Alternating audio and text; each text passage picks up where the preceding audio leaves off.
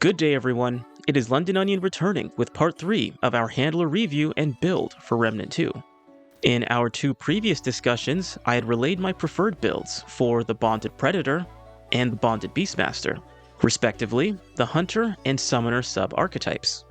As per usual, I'll continue to speak on builds from the perspective of playing on the Apocalypse difficulty, though as a brief disclaimer, I am relatively young at Remnant 2 and still have plenty more to discover, so naturally, this class, the selected sub-archetypes, and the associated builds will likely require revision in the future.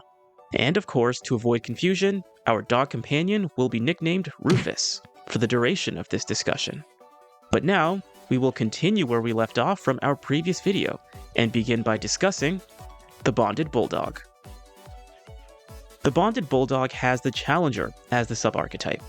The Challenger is mainly oriented toward close quarters combat and defense, with a slight edge in being heavily armored and being outnumbered. Inherently, with the skills and perks, longer range combat and health recovery are the main deficits of this class. My success with this pairing comes down to three somewhat related builds in armor, amulet, and ring choice. While playing as the Bonded Bulldog, I prefer to keep Rufus on either the support dog setting or guard dog setting. Support Dog, with the double tap feature, creates a means of consistent passive health regeneration, as well as blindside protection. Guard Dog, on the other hand, takes some of the attention off of you with Rufus's threat generation, and can be a means of increasing toughness with Howl. As for the Challenger side, I prefer to employ Juggernaut, as this build will have a significant focus on melee use, and will require some level of defensive compensation.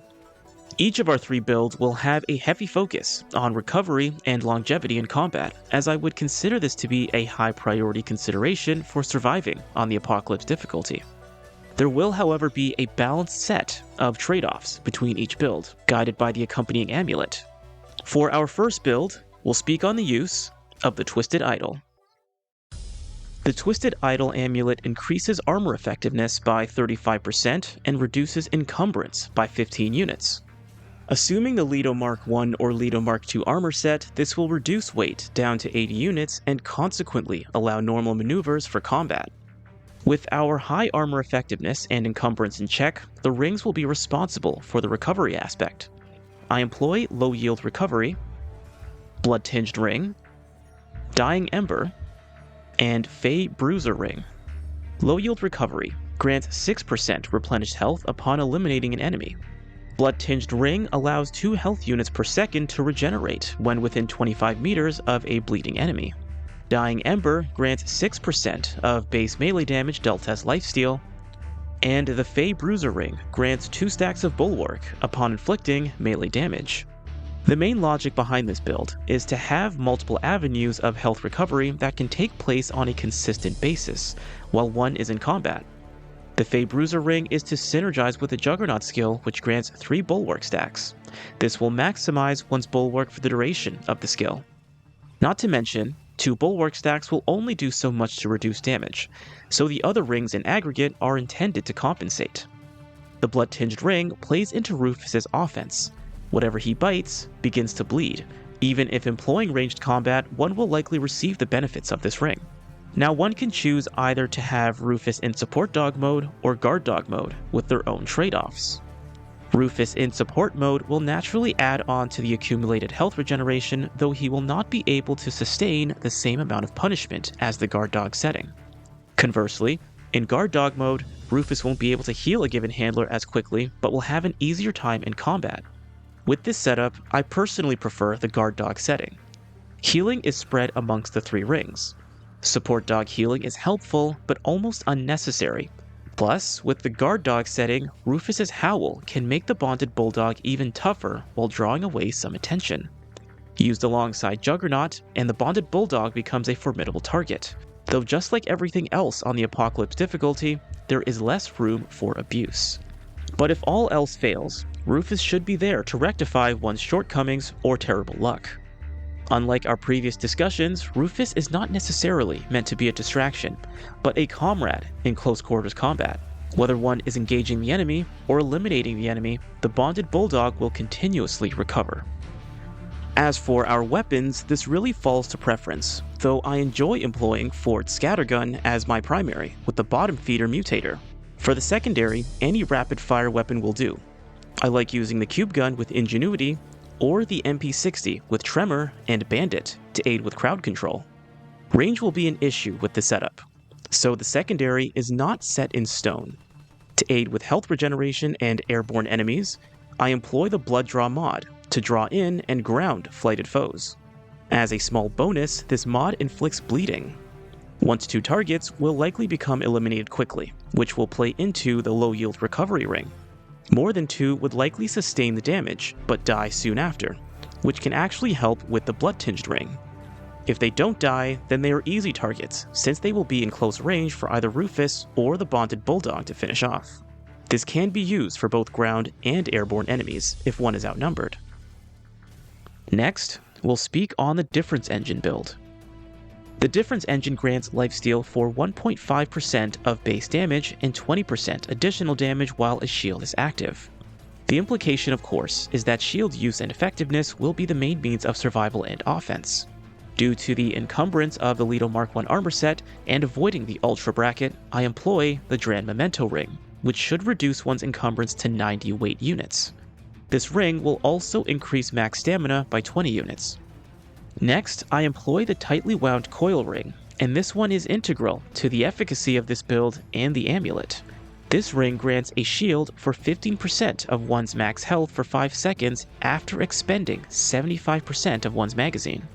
Naturally, this ring would work best with weapons that have low magazines. Ideally, single magazine weapons such as bows or the Widowmaker would optimize the effect of this ring, though technically, low magazine weapons can work as well. Personally, I enjoy employing a bow of some sort, mainly because expending 75% of a magazine will leave minimal room for taking advantage of the lifesteal effect of the amulet before having to reload and the 5-second window expire. Shield activation, however, will not be limited to one's ranged weapons. For the melee weapon, I would employ the Shield Strike Mutator, which grants a shield for every landed melee hit. Regardless of the range, one should have a shield active. As a final layer of recovery and longevity in combat, I employ the Dying Ember for 6% base melee damage dealt as lifesteal. To maximize the efficacy of this ring, a hard-hitting melee weapon is necessary, though this really comes down to preference. I personally favor the Stonebreaker melee weapon. From a more defensive standpoint, I keep the Fey Bruiser ring for 2 stacks of Bulwark upon landing a melee strike. This will synergize with the Juggernaut skill, which grants 3 stacks of Bulwark. The Juggernaut skill incentivizes melee close quarters combat with increased movement speed, melee speed, reduced stamina cost, and 50% increased melee damage. Rufus's skill setting will determine the mods for this build. If running with Support Dog, I prefer to keep Rufus close by with the double tap feature. He will not only serve as an emergency means of health regeneration, such as in the case of Retreat, but also passive regeneration and blindside prevention. For my primary weapon, I employ the Stasis Beam, particularly for elites, especially when paired with mobs of enemies. If Rufus is on Guard Dog mode, I employ Root Lash as an extra avenue for recovery, especially if taking on elites at close range. For the secondary mod, I employ Tremor for crowd control and to stagger enemies. This is best used when ranged and melee-based offense is a dangerous option. Eliminating enemies with Tremor will not aid with recovery, but simply relieve the offensive load. Last, we'll discuss the Decayed Margin build. Difference Engine and Decayed Margin have similar effects, but with slight trade-offs on both sides. Difference Engine grants lifesteal for 1.5% and 20% additional damage while a shield is active. Decayed Margin, however, grants the same lifesteal but is activated with melee damage and increases by an additional 1.5% for every quarter health depleted. With full health, however, melee damage is increased by 25%. The rings I employ for this build will be pretty much the same. The only difference here is that I switch out the tightly wound coil for low yield recovery, and keep the Dran Memento, Dying Ember, and Fey Bruiser ring. What this does now is double down on melee-oriented lifesteal with a slight reward of 6% regenerated health upon enemy elimination. Plus, as one's health is lower, lifesteal will increase as per the Decayed Margin amulet. Rufus' skill setting and mod use will remain similar to that of the Difference Engine build. For Support Dog, I would keep Rufus close by and deploy the Stasis Beam on my primary weapon as a deterrent for elites. With Guard Dog, I would employ Root Lash for aided recovery while Rufus buffs defenses and aids as a second target in combat.